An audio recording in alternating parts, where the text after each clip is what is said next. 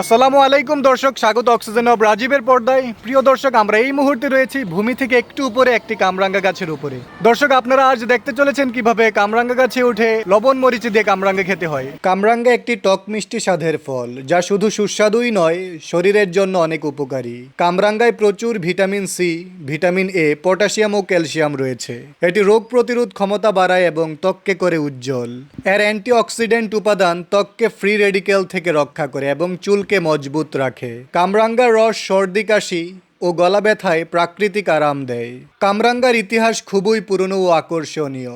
এই ফলটি শুধু দক্ষিণ এশিয়া নয়, বরং সমগ্র গ্রীষ্মমণ্ডলীয় অঞ্চলে বহু শতাব্দী ধরে জনপ্রিয়। কামরাঙ্গার উৎপত্তি স্থল বলে মনে করা হয় দক্ষিণ পূর্ব এশিয়া, বিশেষ করে ইন্দোনেশিয়া, মালয়েশিয়া ও ফিলিপাইন অঞ্চলকে।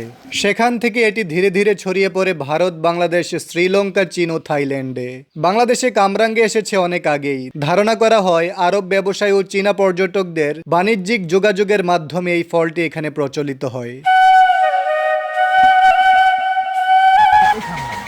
প্রিয় দর্শক, দেখুন সেই স্বাদ।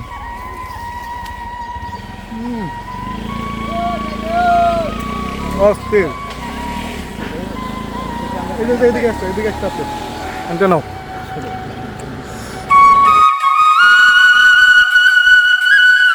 গাছে চড়ে কামরাঙ্গা পাড়া, লবণ মরিচ দিয়ে খাওয়া, এটা এখনো এক প্রিয় শৈশবের স্মৃতি। বাংলা লোকগানে, ছড়ায়, এমনকি পুরনো উপন্যাসেও কামরাঙ্গার উল্লেখ পাওয়া যায়।